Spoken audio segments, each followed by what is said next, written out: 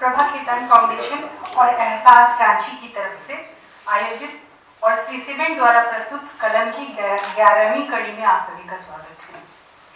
आज के हमारे लेखक हैं ऋषिकेश सुलभ। एक छोटा सा परिचय। ऋषिकेश जी कथाकार, नाटककार, नाट्य समीक्षक। इनका जन्म 15 फरवरी 1955 को बिहार के छपरा जनपद, जो अब सिवान जनपद है, के लहेजी नामक गांव में हुआ। आरंभिक शिक्षा गांव में हुई। आपकी कहानियां अंग्रेजी सहित विभिन्न भारतीय भाषाओं में अनुदित प्रकाशित हो चुकी हैं। रंगमंच से गहरे जुड़ाव के कारण कथा लेखन के साथ साथ आप नाट्य लेखन की ओर उन्मुख हुए। आपने भिखारी ठाकुर की प्रसिद्ध नाट्य शैली विदेशिया की नाट्य युक्तियों का आधुनिक हिंदी रंगमंच के लिए पहली बार अपने नाटकों में सृजनात्मक प्रयोग किया। विगत कई वर्षों से आप कथादेश मासिक में रंगमंच पर नियमित लेखन कर रहे हैं। आपकी प्रकाशित कृतियां हैं कथा संकलन तूती की आवाज, जिसमें 3 आरंभिक कथा संकलन पत्थरकट, पदस्थल से छलांग और बंधा है काल शामिल है। इसके अलावा कथा संकलन बसंत के हत्यारे, हलन और प्रतिनिधि कहानियां प्रकाशित है। अमली, बटोही और धरती आबा 3 मौलिक नाटकों के साथ साथ सुद्रक के विश्व प्रसिद्ध संस्कृत नाटक मृच्छ कटिकम की पुनर्रचना माटी गाड़ी, हनीश्वरनाथ रेणु के उपन्यास मैला आंचल का नाट्य रूपांतरण तथा रविन्द्रनाथ टैगोर की कहानी डालिया पर आधारित नाटक प्रकाशित हैं। रंगमंच का जनतंत्र और रंग अनंग शीर्षक से नाट्य चिंतन की 2 पुस्तकें प्रकाशित हैं। अग्निलिंग आपका पहला और अभी अभी प्रकाशित उपन्यास है। आपका कलम की ओर से स्वागत करते हैं हम सब। आप आए।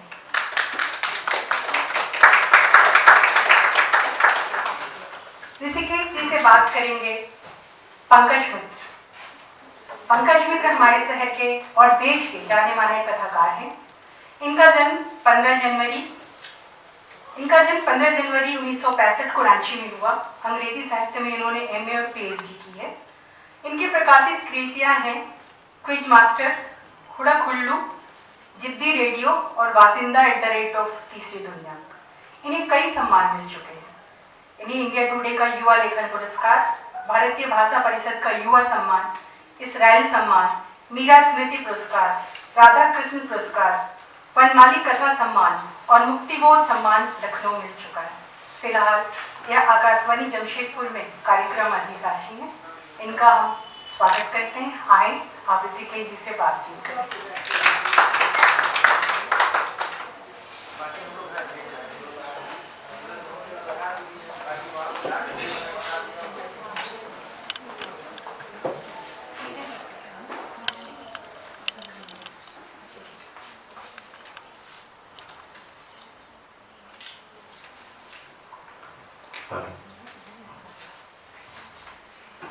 नमस्कार। कलम के इस कार्यक्रम में आप सभी का स्वागत है और ख़ास तौर पे आज के हमारे वरिष्ठ लेखक, जिन्हें मैं बड़े भाई कहता हूँ और इनसे बातचीत करना बहुत मुश्किल है मेरे लिए, क्योंकि उस तरह से औपचारिक तरीके से बातचीत करना कि ऋषिकेश सुलभ जी आप बताएं, इस तरह से मेरे लिए बहुत ही एक असहज स्थिति है। लेकिन सबसे पहले तो आप जानते ही हैं कि आप कथाकार हैं, नाट्यकार हैं, रंग समीक्षक हैं और अब उपन्यासकार भी हैं। तो रचनात्मकता के बहुत आयाम हैं ऋषिकेश सुलभ जी के। और सबसे पहले तो सवाल ये मैं पूछना चाहूँगा कि तकरीबन 40 वर्ष तो आपको हो गए इस कथा यात्रा में। 40 सालों से आप तकरीबन कहानियाँ आपकी आ रही हैं, हम लोग पढ़ रहे हैं। तो उपन्यास आने में इतनी देर क्यों? क्योंकि उपन्यास के बिना कहते हैं कि कथाकार संपूर्ण नहीं होता है, और इतनी देर क्यों हुई उपन्यास आने में? सबसे पहले तो आप सबको नमस्कार। और कलम रांची, प्रभा केतन फाउंडेशन, रंजता जी के प्रति आभार। ये अवसर उन्होंने मुहैया करवाया और आप सबका शुक्रिया कि आप सब सुनने और मिलने आए। ये सवाल मैं अपने आप से पूछता रहा हूँ बार बार पिछले कुछ वर्षों में।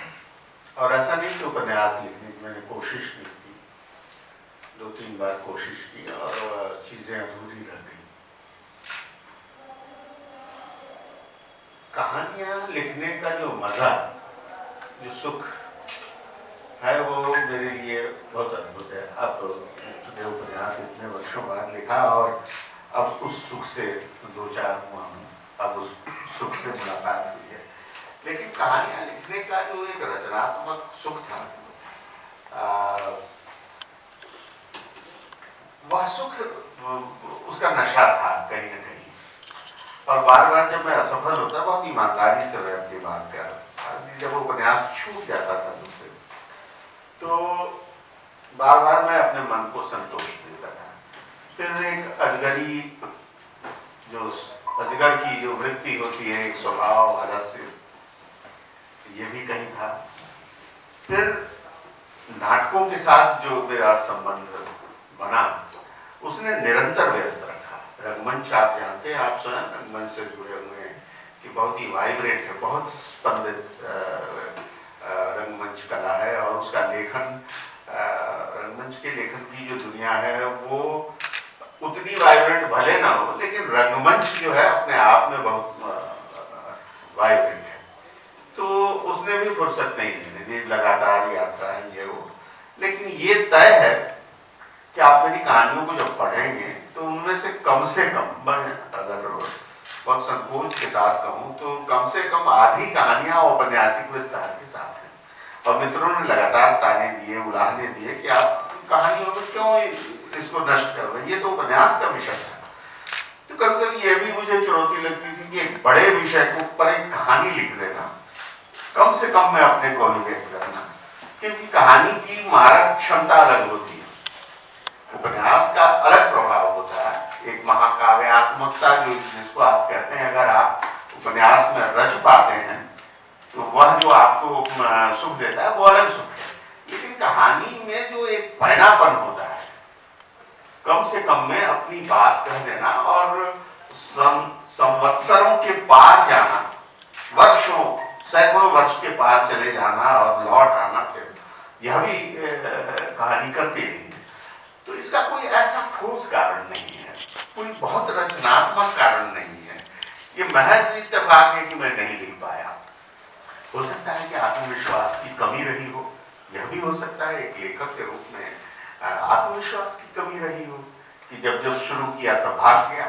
लेकिन 5 साल इस उपन्यास ने लिया, कुछ भी नहीं लिख सका मैं 5 साल, सिर्फ यात्राएं करता रहा और ये उपन्यास लिखता रहा। छिटपुट कहीं कोई टिप्पणी या कुछ लिखा तो लिखा। तो बहुत सारे आयाम हैं आपके, तो हम लोग कहानियों से बात शुरू करें, इसके पहले कि हम लोग उपन्यास के बारे में फाइनली आ जाएं। जी, तो कहानियों को जो अप्रोच करने का, कहानियों में घुसने का जो आपका तरीका है, वो क्या है? कहानियों को किस तरह से आप अप्रोच करते हैं? किसी पात्र के माध्यम से अप्रोच करते हैं, कथा स्थितियों के माध्यम से अप्रोच करते हैं? तो क्या है कि बहुत सारी कहानियों में आपके दिखता है कि किसी चरित्र को लेकर वो गढ़ी कहानियाँ हैं, बहुत सारी कथा स्थितियों के बारे में कहानियाँ होती हैं।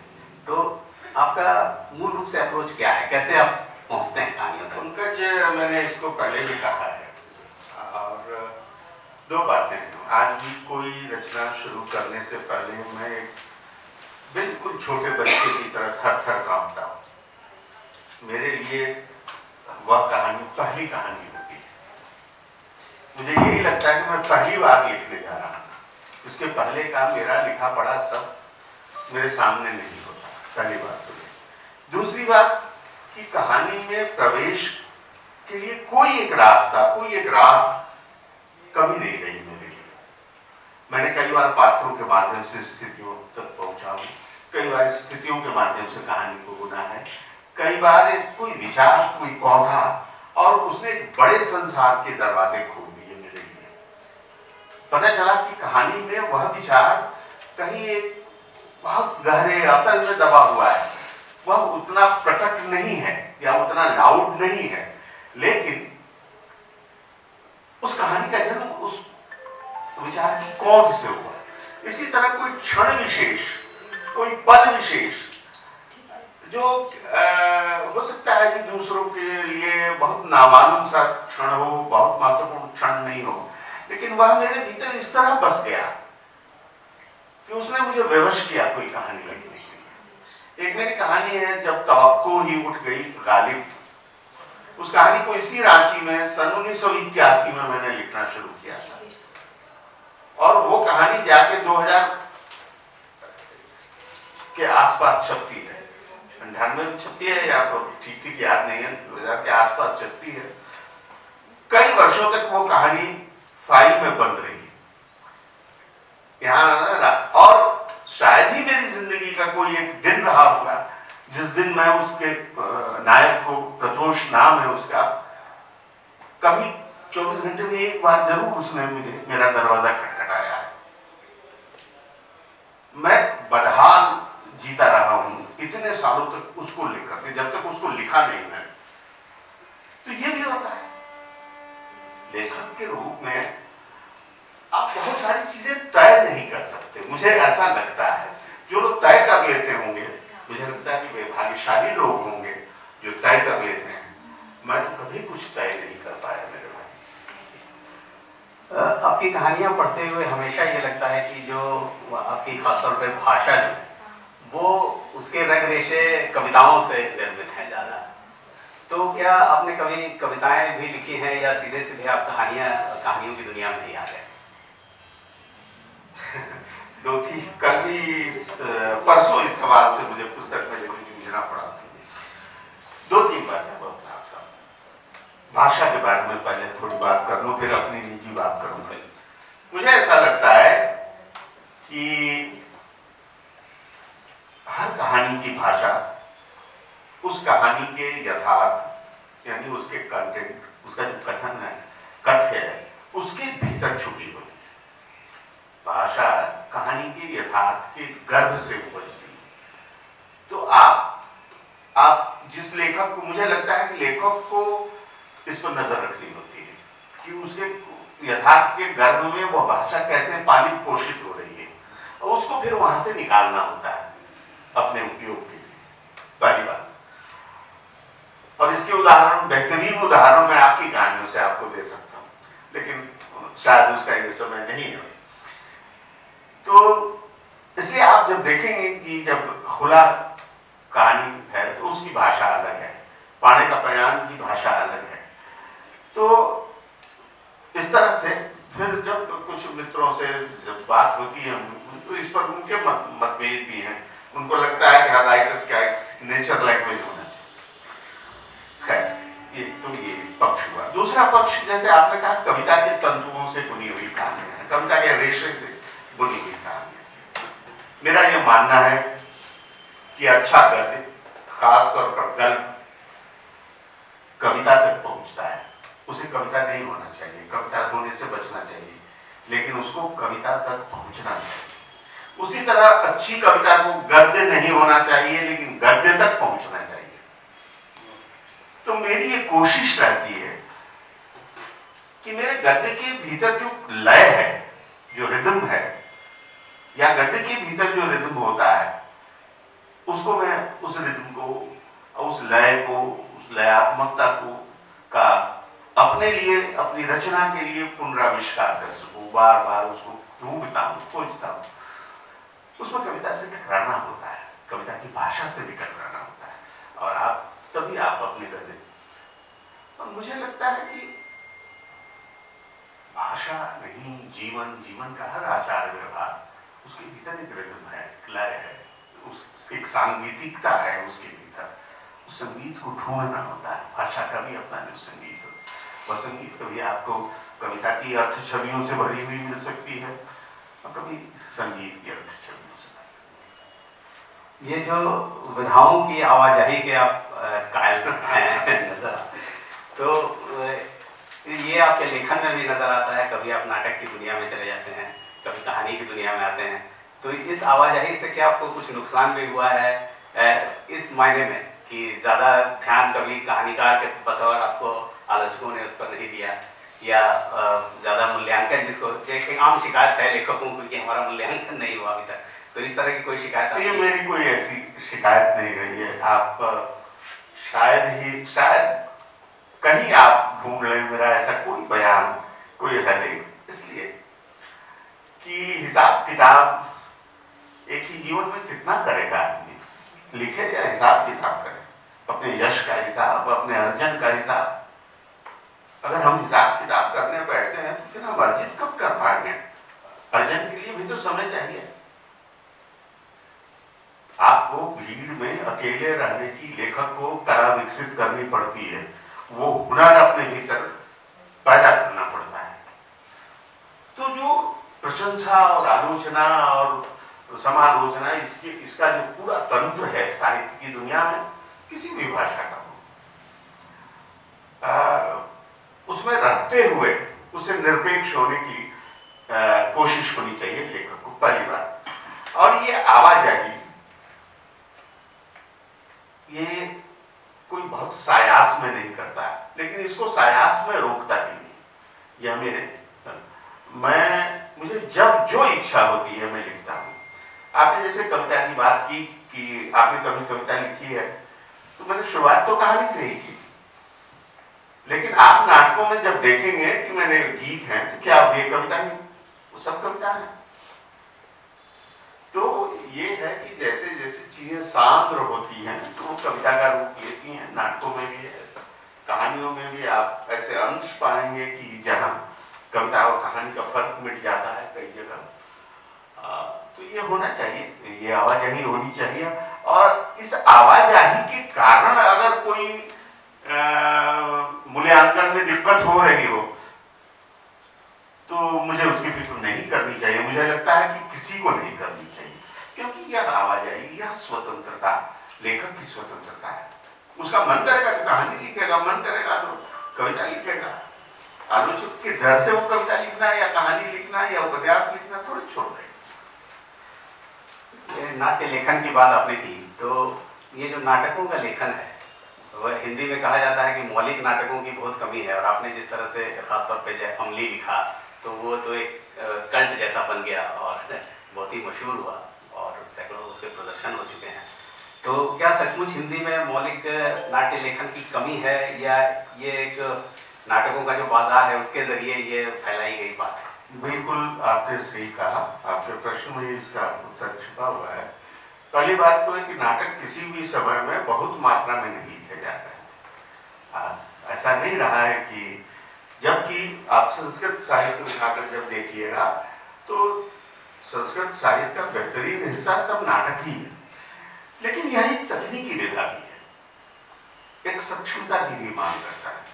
इसलिए मांग करता है कि हमारी जो प्रयोगशाला है, हमारा जो रंगमंच है, वह अभी अविकसित है। हिंदी का रंगमंच पूरी तरह अविकसित रंगमंच है। अभी वो आकार ही नहीं ग्रहण कर पाया कि आप किसी बड़ी कृति की उसमें परीक्षा कर सके। प्रसाद को बाबा कारंत के जन्म लेने और काम करने का इंतजार करना पड़ता है, तब स्कंदगुप्त होता है। आप सोचिए कि शंकर प्रसाद, जिनको यह एक स्वर से नकार दिया गया कि मंचन के योग नहीं है, जब कारंत उसका मंचन करते हैं तो लोग चकित हो जाते हैं। तो इतनी लंबी प्रतीक्षा प्रसाद को करनी पड़ती है, यानी उनकी स्क्रिप्ट को करनी पड़ती है। तो ये है कि आप एक तो दूसरी कि हिंदी के रंगमंच के संसार ने लेखक को दूसरे दर्जे की नागरिकता दी। तो क्यों आपका नाटक लिखने जाएगा दूसरे दर्जे की? उसी का कुफल आज हिंदी रंगमंच को भुगतना पड़ रहा है कि रंगमंच को अच्छी कृतियां नहीं मिल रही है। बहुत सारे लेखक नाटक लिखने को तैयार नहीं है। दूसरा पक्ष ये है, जो लिख रहे हैं उनमें से अधिकांश को ये लगता है कि वो महान चीज लिख दी है, लेकिन वो तकनीकी रूप से रंगमंच के करीब नहीं है। नाट्य निर्देशकों की ये आम शिकायत रहती है कि लेखक उनकी बात समझते नहीं हैं, और खासतौर पे दोनों का जो एक कॉमन उस पर पहुंचना चाहिए उनको, लेखक को और निर्देशक को, वो नहीं हो पाता। इस कारण से हिंदी रंगमंच, देखिए ये भी जरूरी नहीं कि कॉमन पहुंचे। मान लीजिए कि मैंने जो लिखा है उसकी आप अगर नई व्याख्या करते हैं, आप उसको विस्तारित करते हैं, उसके भीतर छुपे यथार्थ को, तो ये एक अच्छी बात है क्योंकि नाटक अकेले का सृजन नहीं है। अंततः नाटक तभी पूरा होता है नेमी जी ने लिखा है कि नाटक के दो मूल्य होते हैं, एक रंग मूल्य और दूसरा साहित्यिक मूल्य। वो दोनों मूल्य अगर आपके नाटक में उचित मात्रा में हैं तभी आप एक सफल नाट्यकृति की रचना करना है। तो नाटक, एक ही नाटक एक ही समय में एक ही निर्देशक, एक ही अभिनेता आज करता है तो उसका स्वाद जो मिलता है, हो सकता है कि कल उसी मंच पर उसी समय में दूसरे दिन किया जा रहा हो, वही अभिनेता हो, स्वाद बदल सकता है। तो यह इतनी जीवंत विधा है, इसमें कोई ये मांग करे कि नहीं मैं जो कह रहा हूं वही रहेगा, ये गलत है। लेखक की भी अगर ये मांग है तो मैं इसको स्वीकार नहीं करता लेखक के रूप में, लेकिन मैं यह भी स्वीकार नहीं करता कि किसी लेखक के लिखे हुए नाटक को आप इस तरह उसकी चिंदी उड़ा कर फेंक दें मंच पर कि खुद वो उस लेखक को ही समझ में नहीं आया ये मेरा नाटक है, दर्शक को तो छोड़ दीजिए। ये भी रंगमंच पर हो रहा है। रंगमंच पर माफ कीजिएगा निर्देशक नहीं है, डिजाइनर से बड़ा है ये संकट।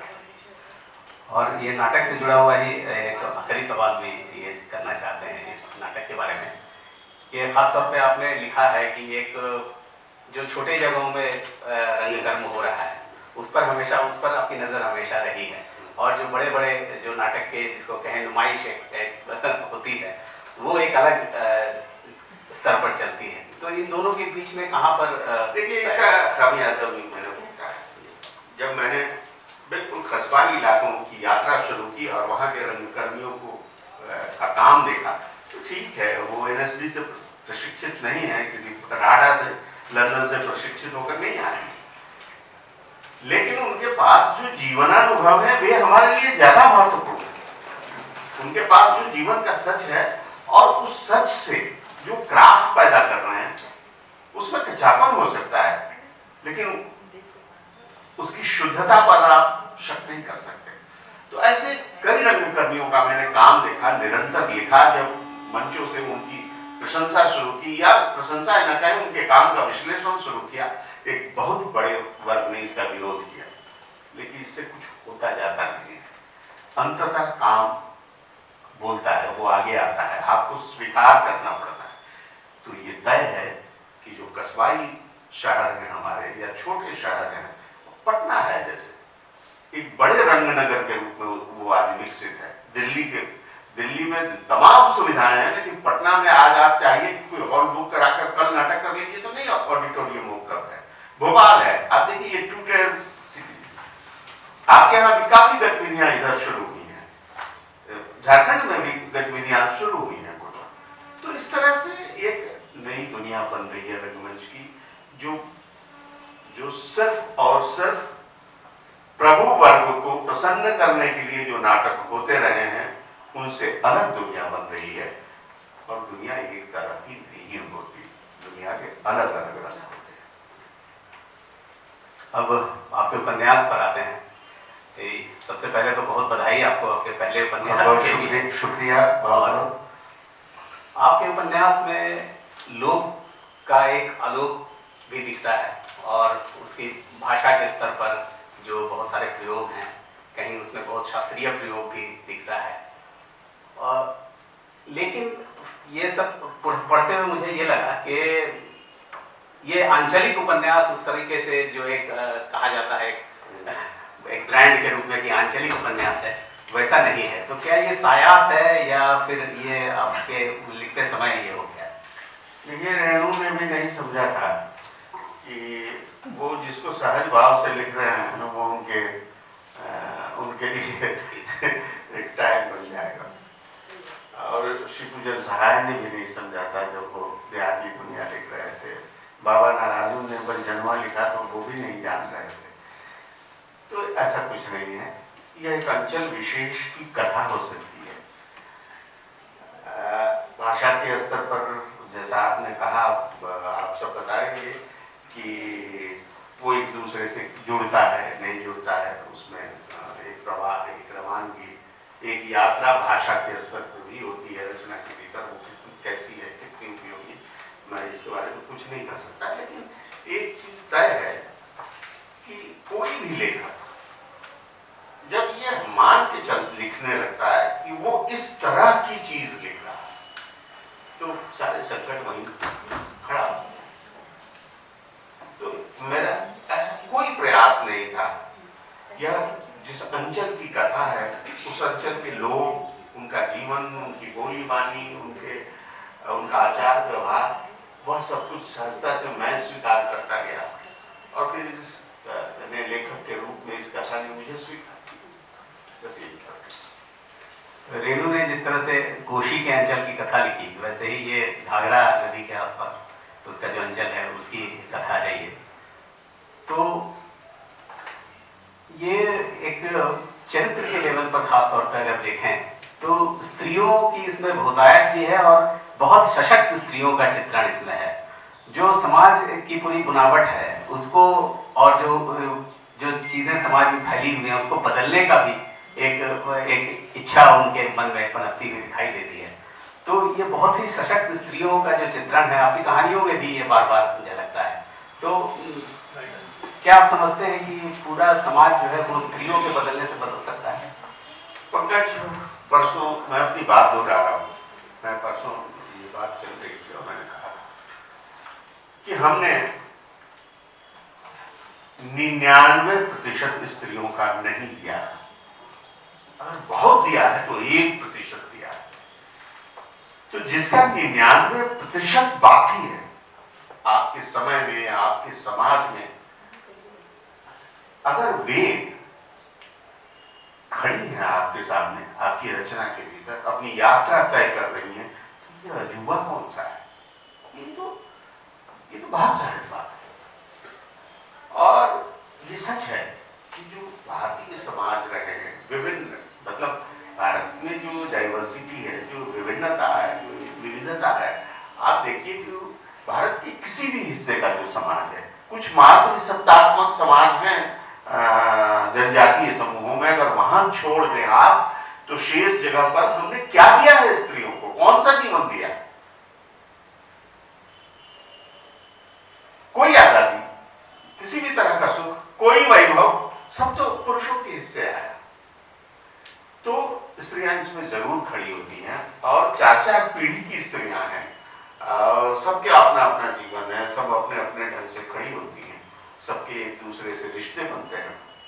तो ये है, ये हमारे नए गांव, यह गांव, इसमें पुराना गांव भी आता है, 1857 का भी जिक्र है, 1947 की भी छवियां हैं, लेकिन ये नए गांव की कथा है जो 2016 में जाकर के खत्म होती है ये कथा। 2016 में उपन्यास अंत होता है, जो पिछला बिहार का जो पंचायत चुनाव था उसके बाद उसमें ये खत्म होता है। तो ये है, तो नई स्त्रियां मर्ज कर रही हैं, गांव में कर रही हैं, सिर्फ शहरों में नहीं। आप जो चिंतन के स्तर पर, सोच के स्तर पर, या एक मानवीय स्तर पर, संवेदना के स्तर पर, आप यह नहीं कह सकते कि सिर्फ शहर में पढ़ी लिखी और यही स्त्रियां बदल रही हैं, बल्कि बदलाव, हिपोक्रेसी यहां ज्यादा है, वहां हिपोक्रेसी कम है। वहां बदलाव आपको बहुत तेजी से, बहुत शार्पनेस के साथ दिखाई पड़ेगा। तीर की तरह छूटती हुई स्त्रियां हैं, आपके सीने में जाकर छेद कर देने वाली। ये जीवन है और ये हमारा समाज इस तरह बदल रहा है, इसलिए रचनाओं में उनका आना बहुत स्वाभाविक है। इसमें जो 4 पीढ़ी की स्त्रियों का जो संघर्ष है, उसमें कहीं न कहीं पर हर पीढ़ी में प्रेम जो है वो बहुत ही महत्वपूर्ण भूमिका निभाता हुआ दिखता है, चाहे वो जसोदा देवी का चित्रण हो या रेशमा जी का चित्रण हो, तो या फिर जो अंतिम पीढ़ी है रेवती का जो चित्रण है। तो क्या आपको लगता है कि प्रेम ही वो अग्निलीक है जो उसको एक पीढ़ी से दूसरी पीढ़ी तक वो फॉलो कर रही है? किस तरह से वो ये सहयोग कर रही है? कबीर की एक पंक्ति है, सेज हमारी स्यंध भरी है। स्यंध शेर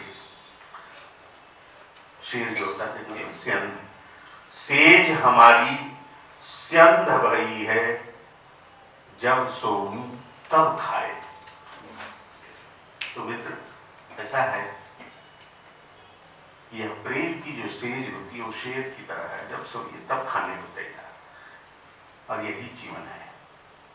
कौन है, कौन मनुष्य होगा, मनुष्य को छोड़िए, पशु पक्षी जो बिना प्रेम के जीवित रह सकता है? यह हमारी हर काल की, हर समय की पहली जरूरत है। रोटी से भी ज्यादा, सांस से भी ज्यादा बड़ी जरूरत है। आपका सांस लेना भी सार्थक तभी है जब आपको कोई प्रेम करता हो, आप किसी के प्रेम में हो, चाहे वो स्त्री हो, पुरुष हो, विचार हो, स्वप्न हो, कुछ भी हो, भूमि हो, प्रकृति हो। तो ये बेहद जरूरी एक रिश्ता है जो चलता है शुरू से लेकर अंत तक। और इसको अगर दूसरे नजरिए से देखा जाए तो बिना राजनीति की चर्चा किए हुए, ये राजनीतिक बदलाव की जिस तरह कथा है, सांस्कृतिक बदलाव की कथा है, वैसे आप इसको प्रेम कथा भी कह सकते हैं। ये आपके ऊपर है। मैंने अपना काम कर दिया है, आप किस नजर से इसको देखते हैं, आप इसमें से क्या निकाल पाते हैं। आप जो निकाल पाएंगे वही मेरा हासिल होगा, वही मेरी उपलब्धि होगी। इसमें जो गांव की तस्वीर आई है जी, वो तस्वीर पिछले बहुत दिनों से हिंदी उपन्यासों में नजर नहीं आ रही थी। खासतौर पे जिस तरह से मौसमों के बदलने का, फसलों के पकने और उससे जुड़े हुए त्योहारों का, और इस तरह के जो चित्रण उसमें हैं, वो पिछले दिनों में हिंदी साहित्य से, हिंदी कथा साहित्य से खासतौर पे बिल्कुल गायब था। तो उसको एक तरह से आपने पुनर्जीवित करने का इसमें प्रयास किया है। देखिए है क्या कि गांव में लेखक बचे नहीं। पहले जो हिंदी का लेखक था या हमारे मध्य वर्ग से जो आता था, सब गांव से आए हुए लोग। आप देख लीजिए, स्वयं आप परंपरा शुरू कीजिए प्रेमचंद से, आप आइए, दूधनाथ हैं, मार्कंड हैं, लाना जी, आप सब आते जाइए, हमारी पीढ़ी तक आपको मिलेंगे, महेश कटारे और ये तमाम लोग। लेकिन उसके बाद गांव में लोग बचे कहाँ? मैट्रिक, मुश्किल मैट्रिक पास करते हैं लोग, वहां से निकल जाते हैं।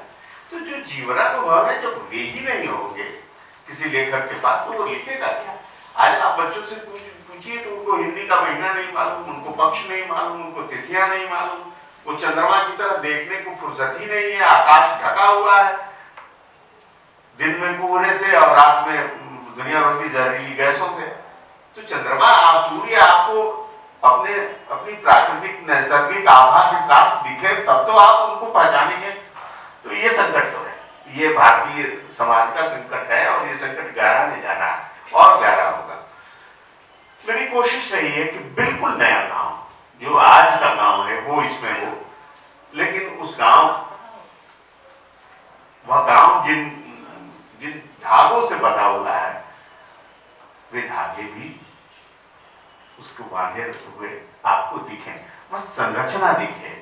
जैसे कालीन को आप बुनते हैं, बहुत खूबसूरत कालीन आपको दिखा, लेकिन कालीन में कितना श्रम किया गया, जब आप कालीन को उलटते हैं तब पता चलता है। उसकी बुनावट का जो पक्ष है, उसके सौंदर्य के पीछे जो शक्ति, जो श्रम, जो प्रतिभा, जो हुनर, वो सब जब कालीन को उलटते हैं तब पता चलता है। तो मुझे लगता है कि गांव जिसको लेकर के या तो घृणा या उपेक्षा या फिर आहा ग्राम जीवन, यही सब रहा है ना। तो कभी कभी उलट पलट के लोग इसको देखें, अपने गांव को भी कभी इस रचना के माध्यम से उलट के देखें। ये कोशिश है, पता नहीं ये कोशिश कितनी कारगर है। नहीं, बिल्कुल कामयाब है ये कोशिश।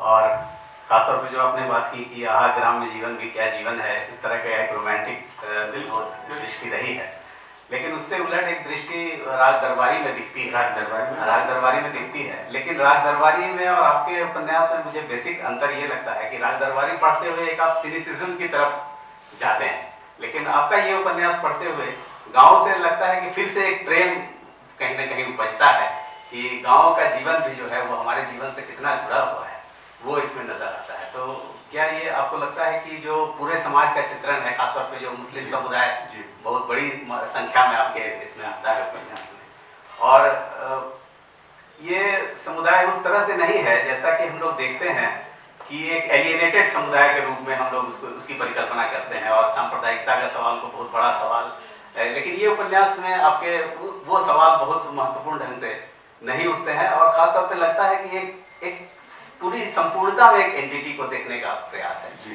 तो ये कोशिश की है। देखिए एक संकट है कि हमारे समाज में जो भी नई विसंगति या कोई पुरानी विसंगति नए रूप में जब उभर कर सामने आती है तो हम वो उसको फैशन के तौर पर अपनाने लगते हैं। और लेखन में तो ये खूब हुआ है। सांप्रदायिकता पर हिंदी में इतनी कहानियां लिखी गई हैं, लेकिन वो प्राणहीन, अधिकतर चीजें प्राणहीन लिखी गई, इतना सरलीकृत सब कुछ कर दिया गया। इसमें जो सांप्रदायिक होने के खतरे हैं, जो एक छाया हमेशा डोलते रहती है, जो पहले नहीं है। नहीं, मैं उस गांव से आता हूं जो 1905 में साबिक सर्वे सेटलमेंट जो हुआ, उस 1905 के सर्वे में जिसमें 686 घर थे और लगभग 150 घर मुसलमानों के थे। आज मेरे गांव में कम से कम 300-400 परिवार मुसलमानों के हैं।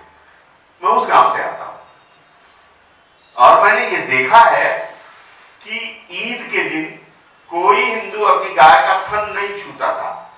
सेवई के लिए वहां से दूध के लिए लोग आते थे, तो आप दूध लीजिए, दूध के ले जाइए। उसी तरह होली के समय कोई मुसलमान अपनी गाय का थन नहीं छूता था। हिंदू गए पुआ के लिए और दूध मांगने, तो ले जाइए, आप दूध लीजिए, ले जाइए। मैंने उस गांव को देखा है। तो बद्दी, सहल, ये सब बांधा गया है मुझे मुहर्रम में। इमामबाड़े पर जाकर के ताक भरा है मेरी दादी ने। मैंने ताजिया और सिपड़ में कागज साटा है। मैं वहां से आया हुआ आदमी, तो मैं ये कैसे मान लूं कि इस देश का हर मुसलमान सांप्रदायिक है या हर हिंदू सांप्रदायिक है?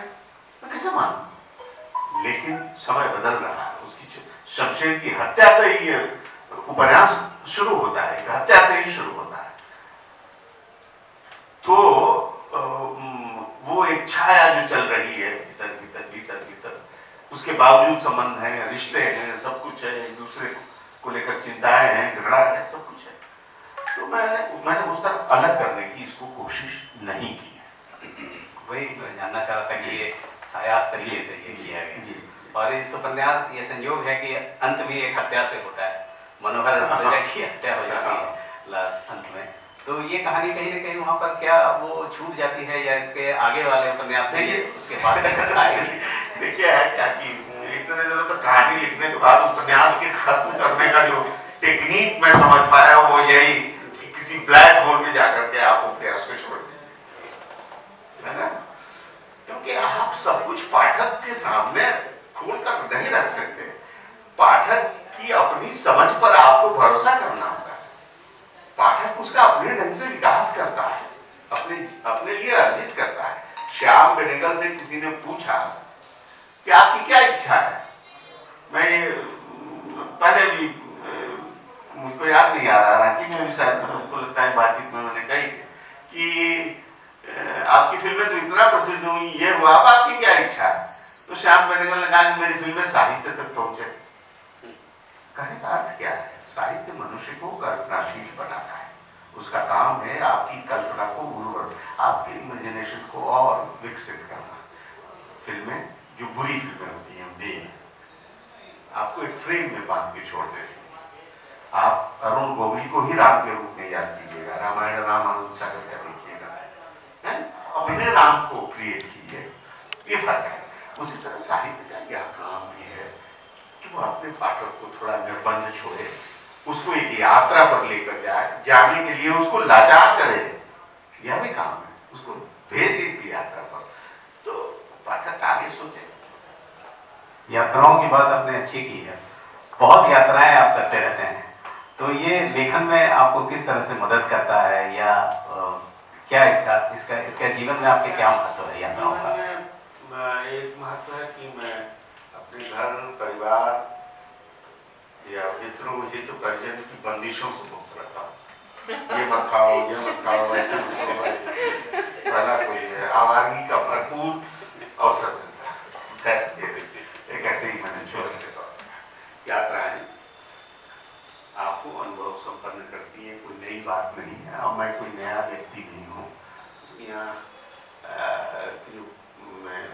जितना घूमते हैं, जितने लोगों से मिलते हैं, जितने प्रकार के भोजन करते हैं, है ना, तो इसका एक असर पड़ता है और आपकी रचनाशीलता पर, क्रिएटिविटी में वो चीज़ें प्रकारांतर से शामिल होती हैं, आपको उदार बनाती हैं, आपके दरवाजे खुलते हैं, आपकी कुड़मगी, आपकी मूर्खताएं सब पिघल करके बहती हुई हैं यात्राओं में। आप जो बहुत बार होता है कि हम मनुष्य ही हैं, अपने को 30 मार खास समझते हुए चल रहे हैं और यात्रा में कोई ऐसा आदमी मिल जाता है कि आपको साफ शफाफ कर जाता है, धो करके एकदम निष्कलुष बना जाता है, आपको आपकी सारी कलुषता हट लेता है। तो यात्राओं की बहुत महत्व है। साहित्यतर एक सवाल है कि जो प्रकाशन की जो दुनिया है उससे लेखक को जब भी टकराना पड़ता है तो लेखक हमेशा लहूलुहान लौटता है। इसके बारे में आप क्या बोलते हैं? लहूलुहान तो सब लेखक हुए हैं और सब होते हैं। रेणु की शुरुआत ही लहूलुहान से हुई। 53 में छपता है महिला आंचल और डंप हो जाता है, खुद छपवाते हैं अपने, बाद में आके ओम प्रकाश जी जैसे व्यक्ति उनको ले जाते हैं और सब कुछ होता है। तो ये है, ये होता है। अभी हमारे यहाँ वह प्रोफेशनलिज्म जिसको कहते हैं हिंदी में विकसित नहीं हुआ है, उस तरह से न तो संपादकों की परंपरा है। अभी बहुत कम लोग, अभी गिने चुने 1-2 लोग हैं जो अच्छे संपादक हैं प्रकाशन की दुनिया में। हमारे यहाँ साहित्य के एजेंट नहीं है जो प्रकाशकों से लेखक का रिश्ता बनाते हैं। तो बहुत सारी कमियां हैं कि अब 100 वर्ष, 100 कुछ वर्ष हुए जिस भाषा को बने। आप चाहे जितना अपने को प्राचीन समझिए, आदिकालीन समझिए, हिंदी को बने हुए कितने साल हुए? 100 कुछ वर्ष। तो उस भाषा में अभी बहुत काम होना बाकी है। साहित्य में एक नई पीढ़ी का आगमन बहुत जोर शोर से हुआ था, लेकिन वो शोर अब कुछ थमता सा नजर आ रहा है। तो क्या आप उस पीढ़ी के बारे में क्या समझते हैं? देखिए, आपकी पीढ़ी आई, आपके बाद में कुछ लोग आए पंकज, और बहुत अच्छी कहानियां लोगों ने लिखी। कई लेखक आए और उन्होंने, नए लेखकों ने बहुत अच्छी कहानियां लिखी। सोशल मीडिया का जो दौर आया, इसने बहुत सारी चीजों को, जो कज्जल जल होता है उसको गदला किया है। एक पक्ष तो ये है कि लोग बहुत हड़बड़ी में हैं, सब कुछ रातों रात लिख देना, रातों रात पा लेना चाहते हैं। साहित्य में ऐसा नहीं होता है, दुनिया की किसी भाषा के साहित्य में ऐसा नहीं होता है, किसी कला में ऐसा नहीं होता है। रचनात्मकता धैर्य की मांग करती है, पहली बात। दूसरा पक्ष इसका बढ़िया भी है कि स्त्रियां खास तौर पर बिल्कुल अवसर नहीं मिलते, तो उनके सामने एक नई दुनिया खुल गई। अपनी बात कहने के लिए एक आसान और फौरी तात्कालिक मंच मिल गया उनको। आप देखिए कि कई नए कवि, स्त्री कवयित्रियां आई हैं। बाबू शाह जैसे, मैं अगर नाम लूँ, वो सोशल मीडिया के माध्यम से आए। इस तरह से जिनकी कविताएं बहुत महत्वपूर्ण कविताएं हैं। कहानियों में थोड़ी आवक कम हुई है, थोड़ा मजदूरी वाला काम है, मजदूरों की तरह गद्य लिखना ज्यादा मेहनत का काम है, शारीरिक श्रम ज्यादा करना पड़ता है, तो लोग उससे थोड़ा परेशान रहते हैं। ये तो तय है। लेकिन प्रकाशन के नए संसाधन भी सामने आए हैं। आप अपनी किताब खुद ही आप पब्लिश कर सकते हैं, आप उनको लोगों तक भेज सकते हैं, पहुंचा सकते हैं। तो तकनीक ने बहुत सारी नई चीजें दी हैं। तो ये संक्रमण काल है, बहुत सारी चीजें। अब मैं तो उस पीढ़ी का आदमी हूँ जिसने बैलगाड़ी से यात्रा की है, हवाई जहाज से भी यात्रा की। मैं तो उस पीढ़ी का आदमी हूँ जिसने अपनी पूरी पढ़ाई लंटेन में की है, आरंभिक बच्चों की पढ़ाई, बचपन की पढ़ाई। तो लेकिन हम भाग्यशाली हैं कि हमने वो भी देखा है और ये भी देख रहे हैं कि एक बटन दाबिए तो संदेश कहां से कहां चला जाता है। जितना हमारी पीढ़ी ने नएपन को बनते हुए देखा, नए बच्चों की पीढ़ी ने वो सब नहीं देखा। तो हम उसके महत्व को समझ रहे हैं, ज्यादा समझने की कोशिश करते हैं, बार बार उलझते हैं तो भी। तो इसलिए ये स्थिर होता है, तब पता चलता है कि कौन पंकज मित्र उभर रहे हैं, कहाँ मनोज पांडे उभर रहे हैं, कहाँ चंदन उभर रहे हैं, कहाँ वंदना राम उभर रही है, कहाँ प्रतीक्षा कौन कौन लोग उभर रहे हैं। ये थोड़ा जब स्थिर होता है सब कुछ तो पता चलता है। हिंदी में भी अब वो एक बाजार का खेल बेस्ट सेलर के रूप में शुरू हो गया है। हाँ, मैं कल एक बेस्ट सेलर की सूची जारी हुई, मैं था। और एक नई हिंदी का भी खेल शुरू हो रहा है, कुछ उपन्यास जो है वो बेस्ट सेलर साबित कर दिए जा रहे हैं और लोग कह रहे हैं कि ये नई हिंदी है। देखिए, और ये इन्हीं का दौर है। मैं हर नई चीज का स्वागत करता हूँ, तैयार हूँ स्वागत करने। लेकिन मैं जब रात को सोऊं, सुबह में मैं जगूं, तो वह मुझे याद आए इस शब्द है ना, ये मेरी शर्त है कि मुझे वो सुबह याद है। तो नई हिंदी का बहुत कुछ नहीं पढ़ा मैंने, लेकिन जितना भी पढ़ा है उसमें से मुश्किल से 5 या 10% ने मुझे आश्वस्त किया है, बाकी ने मुझे निराश किया है ना? भाषा अंग्रेजी के शब्द डाल देने से या समय के चालू मुहावरों को जमा करके रख देने से नहीं बनती। मैंने पहले भी कहा कि भाषा यथार्थ के गर्व से उपजती है। इस बात को समझे बिना लिखा जा रहा है। पहली बात नई हिंदी। और प्रकाशकों का तंत्र मैंने कहा धीरे धीरे बदलेगा। वो ये बेस्ट सेलर की सूची, यह भी एक खेल है, इसमें भी व्यवसाय है। कबीर लिख गए हैं, कुनवा वाके सकल हरामी, ये कबीर की पंक्ति है। तो जो व्यवसाय की जो दुनिया है उसको क्या मतलब आपकी संस्कृति से, आपकी बिगड़ते हुए चाल चलन से, उसको लाभ चाहिए। तो ये सब लाभ का खेल है। श्रोता मित्रों से आग्रह है कि अगर उनका कोई प्रश्न हो तो वो अंश वो कहानी का एक अंश, छोटा सा अंश है।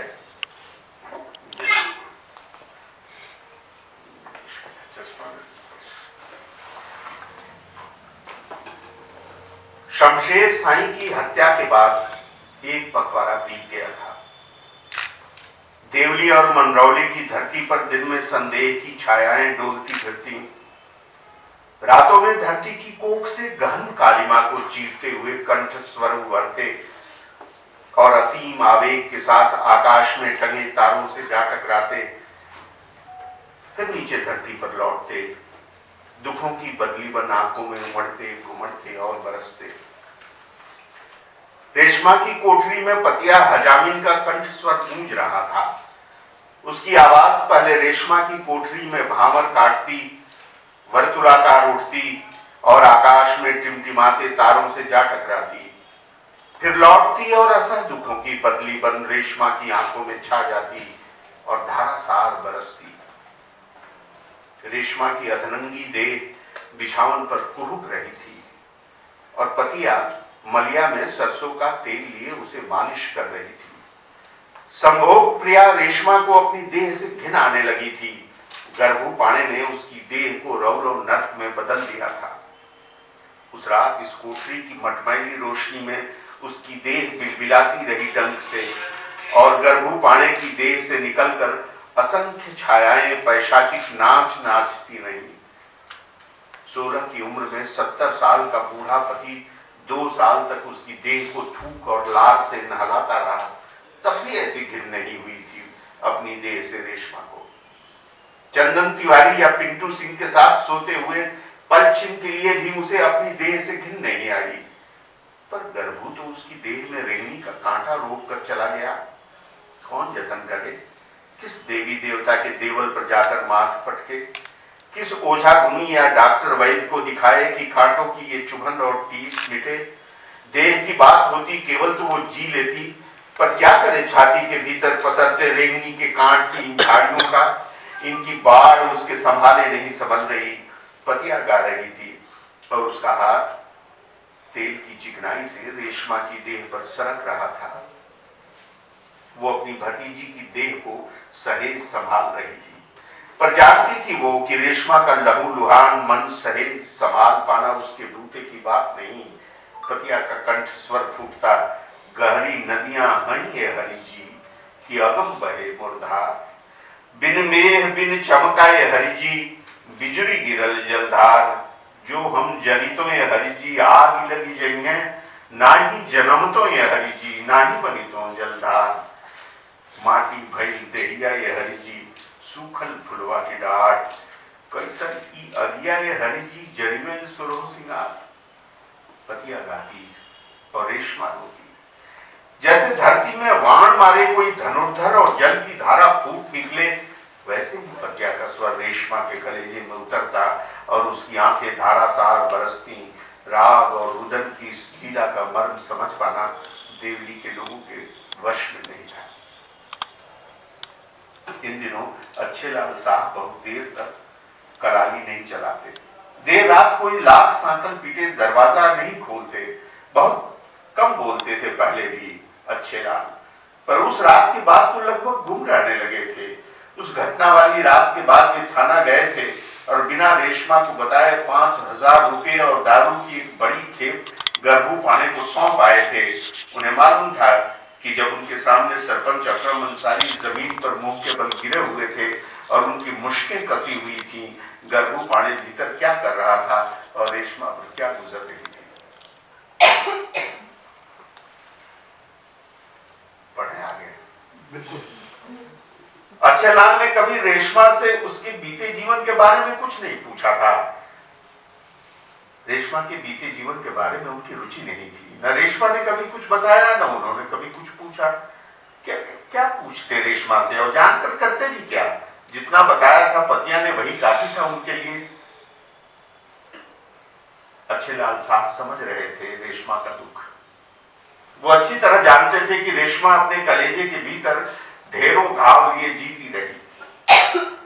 पहली बार उसे अपनी जिंदगी में ऐसी ठौर मिली थी जहां वो खुली सांस लेकर जी रही थी। यहां वो चंदन तिवारी की तरह अच्छे लाल की रखेल नहीं थी और अच्छे लाल साहब न तो उसकी देह चाटते न उसकी देह की पहरेदारी करते। पतिया गा रही थी, रेशमा रो रही थी। अच्छे लाल साहब कराली के किवाड़ के पल्ले उठाकर अपने दोनों घुटनों को अपनी बाहों में बांधे हुए चटाई पर चुपका मुक्की बैठे थे। भादो माह के शुक्ल पक्ष की रात थी। बढ़ते चंद्रमा के प्रकाश को तेज बरसाती हवा के झकोरे पल्लों की दरारों से भीतर उड़ेल रहे थे। सिहर रही थी अच्छे लाल साहब की देह। अच्छे लाल साहब निडर आदमी थे। किसी के सामने तनकर भले ही खड़े नहीं हो, पर डरते नहीं थे। डर कर कलाली का धंधा हो ही नहीं सकता। वो धंधे का हुनर जानते थे। उन्हें अच्छी तरह आता था लोगों की गांठ से पैसा निकालना। अच्छे लाल साहब की आंखों के सामने उस रात का एक एक पल जीवित हो गया। शमशेर साईं का चेहरा भुलाए नहीं बोल रहा था। अच्छे लाल साहब का मन बेचैन हो उठा था। बाहर के दरवाजे के पल्लों की दरारों से घुसकर सिहरती बरसाती हवा, रेशमा की कोठरी में खुलने वाले पिछले दरवाजे से रिसकर आती रेशमा की सिसकन, किसी करुण विलाप की तरह कलेजे में उतरता पतिया का कंठ स्वर और शमशेर साईं की हत्या के अबूझ रहस्य के गुंजलक में फंसकर अच्छे लाल साहब का भी जी अकुला रहा था। खप्पर लेकर नाचती किसी डाइन के लहराते सफेद बालों की तरह पल्लों की दरारों से आती चांदनी उनके सामने लहरा रही थी। उनकी आंखों के सामने रेशमा के लहूलुहान सूजे हुए होठ लर्जे, गर्भू पाड़े के नुकीले दांतों से चबाए हुए होठ, रेशमा की सांवली पीठ पर ठीक बीच में रीढ़ की हड्डी के ऊपर सांप के केंचुर की तरह घाव की लकीर कौंधी, कांधों पर, गर्दन पर, गले के नीचे नाखूनों और दांतों के चीरों से उगाए रक्तिम चकत्ते चिंगारी की तरह चमक उठे। उन्होंने घुटनों में मुंह गोद लिया। बरसाती हवा उनके फेफड़े में भरती जा रही थी। बादल नहीं थे, आकाश निरभ्र था। फिर भी भादों की हवा न जाने कहां से चुरा कर ला रही थी ऐसी नमी कि उनका दम घुट रहा था। बहुत बहुत शुक्रिया।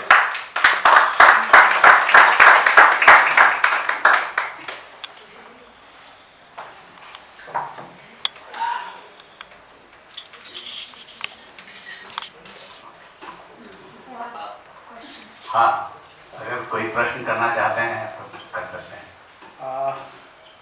हम लोगों ने चाहा था उपन्यासकार ऋषिकेश सुलभ अपना अंश पढ़े, लेकिन ऐसा महसूस हुआ कि ऋषिकेश वहीं बैठे रह गए और नाटककार ऋषिकेश यहाँ पहुंचे। क्या उपन्यासकार से ज्यादा करीब आप अपने को नाटककार के रूप में देखते हैं? हिंदी के रघुवीर साहब का कथन है कि हिंदी के 99% कवियों को अपनी कविता का पाठ करने नहीं आता और कहानीकारों को अपनी कहानी का वही परफॉर्मेंस होता है। जब भी आप अपनी कोई बात, मैं आपसे बातचीत करते हुए परफॉर्म कर रहा था और फिर ये सलाह होती है हमेशा नए लोगों को कि आप जब मंच पे खड़े होकर कुछ कर रहे हो या बैठ के अपनी रचना पढ़ रहे हो तो आप परफॉर्म करें, आप एक परफॉर्मर हैं। अगर लूंजी पुंजी ढंग से आप अपनी बात न करें, स्वयं इसका अनुभव मुझे हुआ है कई बार, मैं जिस माध्यम में नौकरी करता रहा हूँ कि बड़े से बड़े कवि आए, उन्होंने अपनी कविता पढ़ी और वो कविता लोगों तक नहीं पहुंची। तो यह परफॉर्मेंस था जो आप देख रहे थे, वो ना तो नाटककार था ना उपन्यासकार।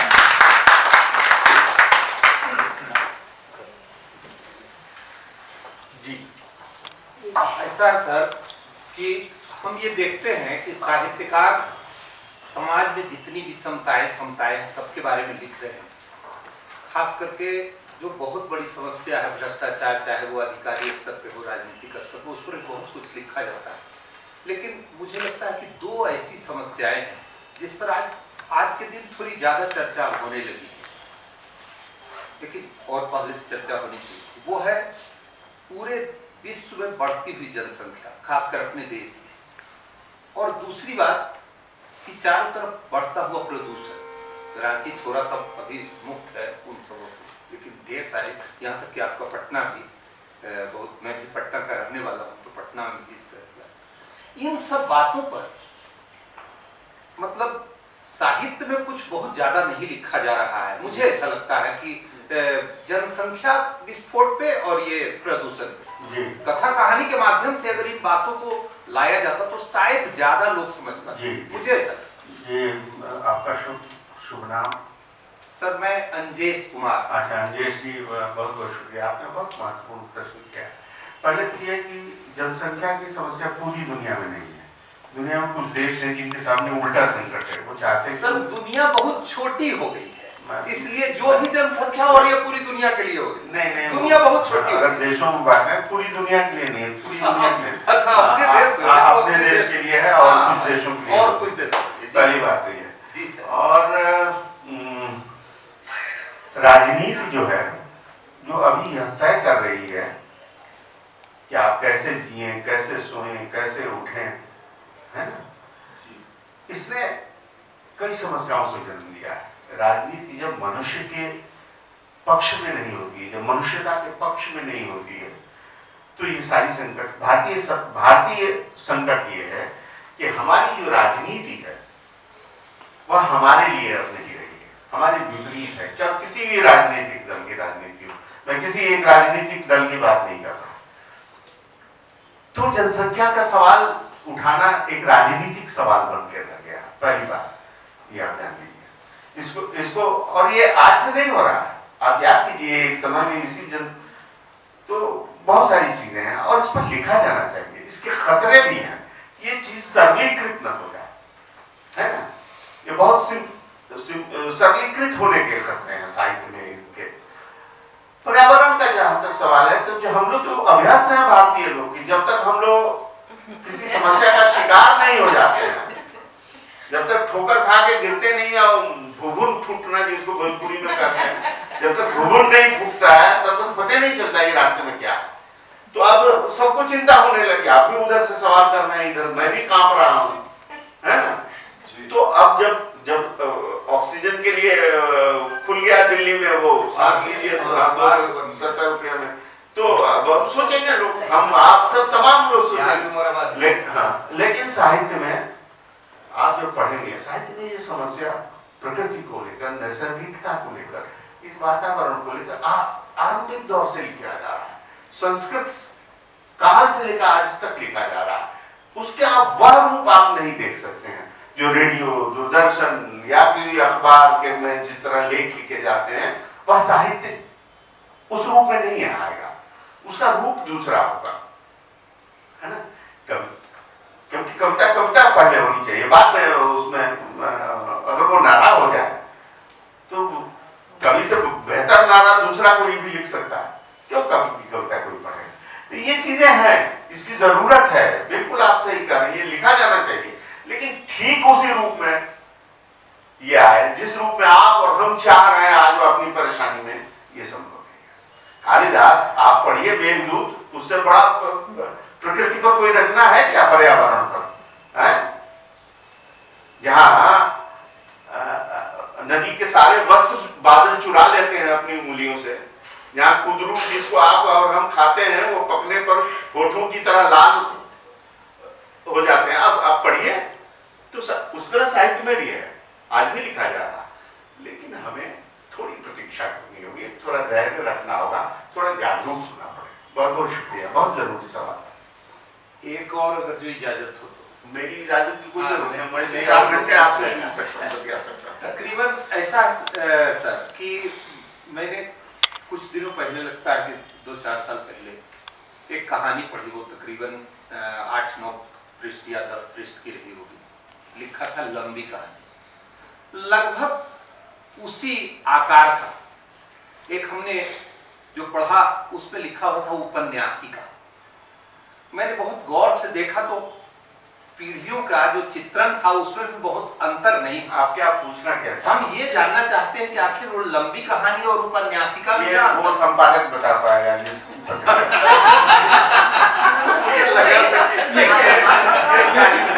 साहित्य चर्चा नहीं, साहित्य का विषय नहीं है, संपादक का विषय है।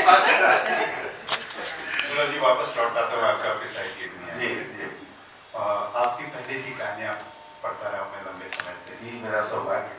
और बहुत सारे आपके पात्र जो मुसलमान रहे हैं, उस कल्चर को आपने नजदीक से देखा है। इस उपन्यास के कुछ अंश जो मुझे पढ़ने का मौका मिला, मैंने चर्चा की थी आपसे। हिंदी में खास करके मुझे 2 गज़लें याद आती है, मजहर की, और अभी उषा की जो लिखा था हसीना मजहर। तो जो मुसलमान समुदाय से आते हैं वो अपने समुदाय के परिवेश को, उनकी भाषा को, उनकी संवेदना को व्यक्त करते हैं, तो उनके लिए सहज है। लेकिन जो उस समुदाय से नहीं आते हैं उसको बहुत गंभीरता से संवेदनाओं को, शब्दों को, भावों को करना ये बहुत सरल नहीं होता। इस उपन्यास में जितना मैंने पढ़ा बहुत हद तक आप सफल में कैसे? देखिए, ये बता पाना मुश्किल होता है क्या कि भाषा की लेखक के लिए अर्जने वाली चीज होती है, अर्जना पड़ता है, उसको आप अर्जित करते हैं। बहुत सारी चीजें लेखक को ही नहीं, मनुष्य को अपने जीवन में जैसे जैसे वह जीवन आगे बढ़ता है वो उसको कमाना पड़ता है, अर्जना पड़ता है। एक बार मैं पढ़ रहा था भोजपुरी की बड़े पोएट और नाटककार जिनकी चर्चा आज पूरे देश में है, भिखारी ठाकुर ग्रंथावली में, तो एक शब्द आया बेहुरमती। तो मैं चकित हुआ। उस समय मेरे पिता जीवित थे। मैंने उनसे पूछा कि ये शब्द क्या भोजपुरी में लगातार इसका उपयोग होता है, बेहुरमती?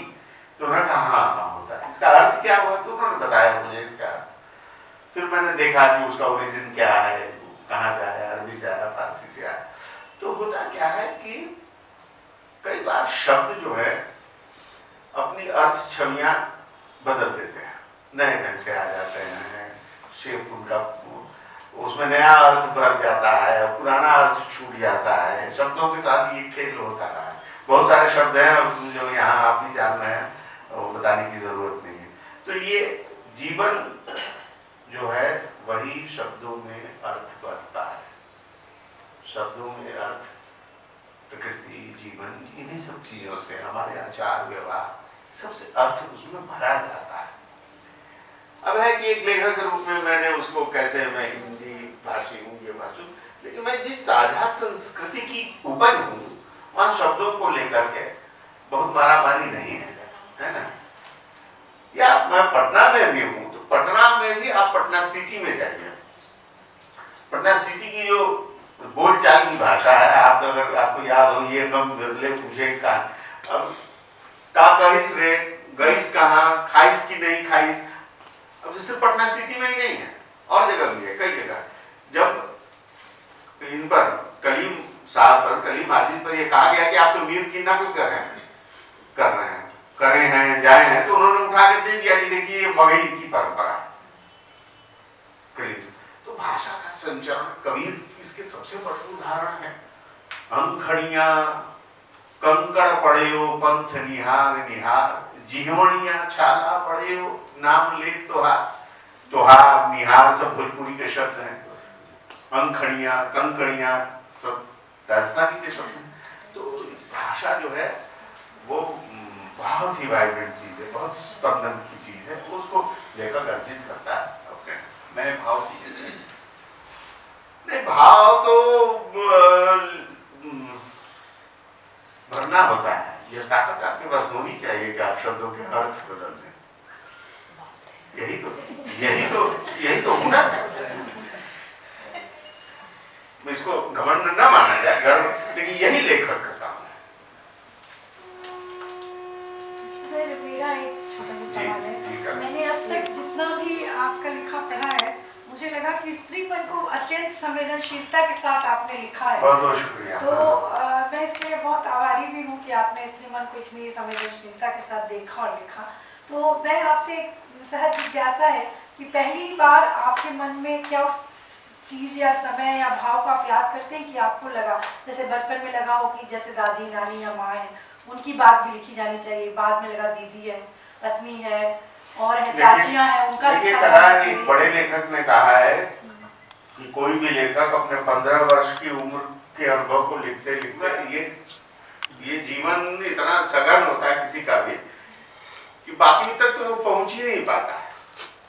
तो आप जो भी लिखते हैं कहीं ना कहीं वह आप अपने समय, समाज, अपने जीवन, अपने घर परिवार चारों आप वायवीय नहीं हो सकते। आप अपनी कल्पना से उसको विस्तारित करते हैं, है ना?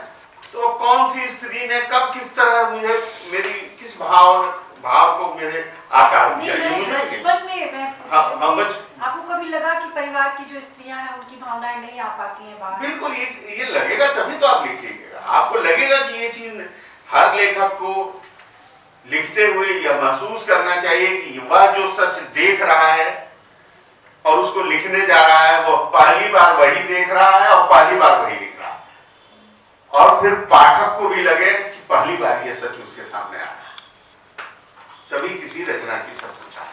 जबकि युगों से वह सच लिखा जा रहा है, जाना जा रहा है, जिया जा रहा है।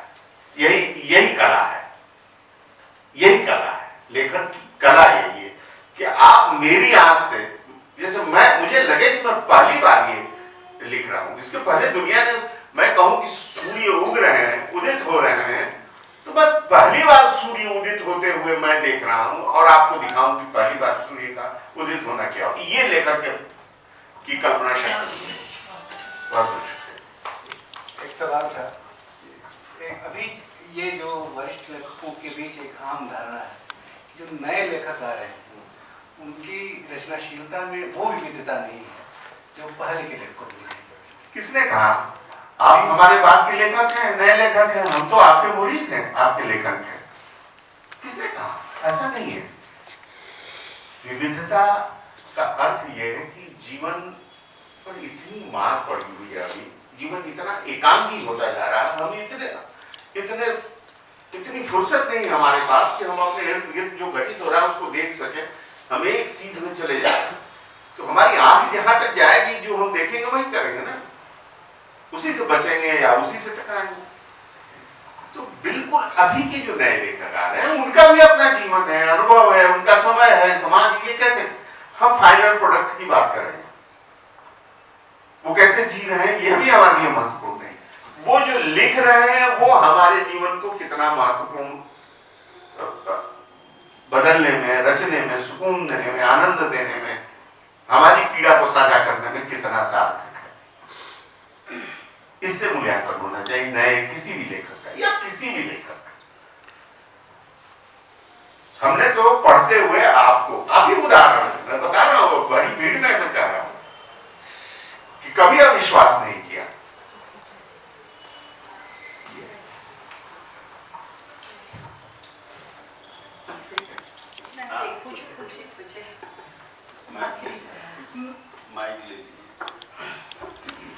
लेखन हो रहा है, आप सभी लिख रहे हैं, हम सभी भी कोशिश कर रहे हैं, लेकिन मुझे जैसा लग रहा है, मैं एक शिक्षिका हूँ और मुझे जैसा लग रहा है कि पाठकों का वर्ग पूरी तरह समाप्त हो रहा है। मैं छोटे बच्चों से देख रही हूँ और अपने घर में ही देखती हूँ, बहुत कम लोग रह गए हैं पढ़ने वाले। इसके लिए क्या किया जा सकता है, ये मैं जानती हूँ। देखिए, कम लोग रह गए हैं ये लग रहा है आपको, पढ़ने के माध्यम बदले हैं, है ना। किताबों के अलावा भी साधन आए हैं और मेरा अनुभव बिल्कुल अलग है। तो मतलब इस पर अगर जरा भी आपको भरोसा हो, पहले से ज्यादा किताबें बिक रही है, मुझे रॉयल्टी ज्यादा मिलने लगी है। किताब बिकती है, प्रकाशक तो एक पाई आपको फालतू देने वाला नहीं है, ऐसा नहीं है, लोग पढ़ रहे हैं। दिक्कत हमारी क्या है कि हम ये चाहते हैं कि जैसा हम जी रहे हैं, जैसा हम चाह रहे हैं वैसा ही दूसरे जिए, नई पीढ़ी वैसे ही जी, कैसे जिएगी? ये संभव नहीं है कि कल जैसा समय था, मेरा बचपन जैसे गुजरा वैसा ही अभी के बच्चों का गुजरे, ये संभव नहीं है। इसलिए पाठक कम हो रहे हैं। ये हो सकता है कि एक आंकड़ा हो, आप सच भी हो, लेकिन मेरा अनुभव इसके विपरीत है। सर, नई पीढ़ी हिंदी साहित्य को उतना सम्मान से नहीं देखती, मुझे हमारे ऐसा लगता है। बिल्कुल आप सही कह रही हैं। हमारे समय में भी हमारे गांव में एक बाबा थे पड़ोस के, उन्होंने पूछा कि प्रेमचंद की कितनी कहानियां पढ़ी हैं, तो मैंने 5-6 कहानियों का नाम बताया कि अब इनको और कितना बताएं, ये कितना पढ़े होंगे। मेरा घमंड ये था, मैं मुश्किल से 20 साल 18 साल मेरी उम्र रही होगी। तो अब बैठे प्लीज। तो उसके बाद उन्होंने डंडा उठाया और बहुत क्रोधी भी थे, तो मार बैठे, कहा कि यही पढ़े हो, बस 5 कहानी है। नई पीढ़ी खोज खोज कर पढ़ रही है, पुरानी चीजें खोज। इस पटना पुस्तक मेले में मैं, अरुण कमल और उषा किरण खान साप्ताहिक हिंदुस्तान के मंच पर थे एक बार, और आज की बात नहीं, मैं 10 साल पहले की बात बता रहा हूँ। और हम लोग को ये लगा कि क्या पढ़ा होगा बच्चों ने, कौन हम लोग से पूछने आएगा सवाल। लेकिन आप आश्चर्य कीजिएगा कि जिसका जन्म नहीं हुआ था, उसके जन्म से पहले की छपी कहानी वो लड़का पढ़ के आया और सवाल कर रहा है, और 3 घंटा हम लोग गाज फेंकने लगे जवाब देते। ये हालत हो गई। सब लड़के पटना यूनिवर्सिटी के लड़के ऐसे घेरे हुए थे, अवधेश प्रीत उसका संचालन कर रहे थे, जबरन पूरे प्रोग्राम को बंद करना पड़ा। इतनी भीड़ बच्चों की, सब स्टूडेंट्स थे पटना कॉलेज यूनिवर्सिटी। तो ये भ्रम है कि लोग नहीं पढ़ रहे, पढ़ने वाले पहले भी कम थे, अच्छा काम करने वाले हर समय हर काल में कम होते हैं। धन्यवाद।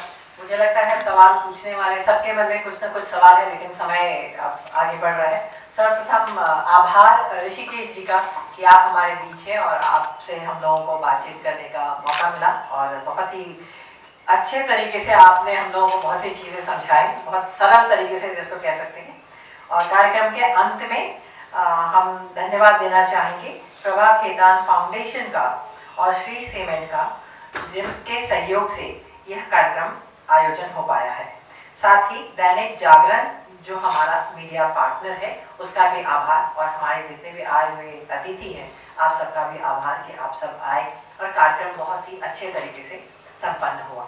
मैं अनुरोध करूंगी रेणु उपाध्याय जी से कि कृपया आप आएं और हमारे आज के अतिथि श्री ऋषिकेश जी को एक छोटा सा स्मृति चिन्ह देके उनका अभिनंदन करें, उनका स्वागत करें।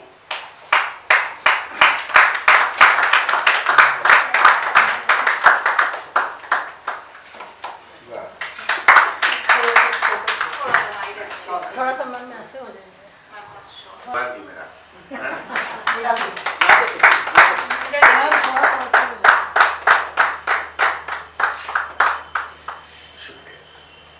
अनुरोध होगा कमलेश जी से कि वो आए और पंकज मित्र जी को भी एक स्नेह चिन्ह देके उनका भी अभिनंदन करें, उनका स्वागत।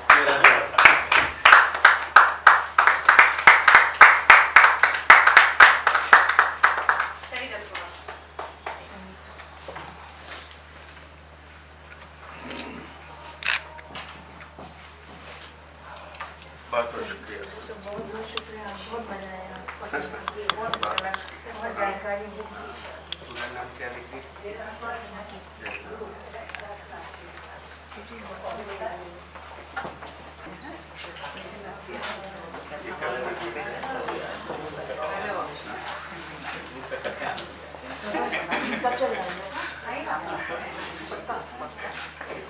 छुट्टियाँ चल रही हैं। आइए, आइए।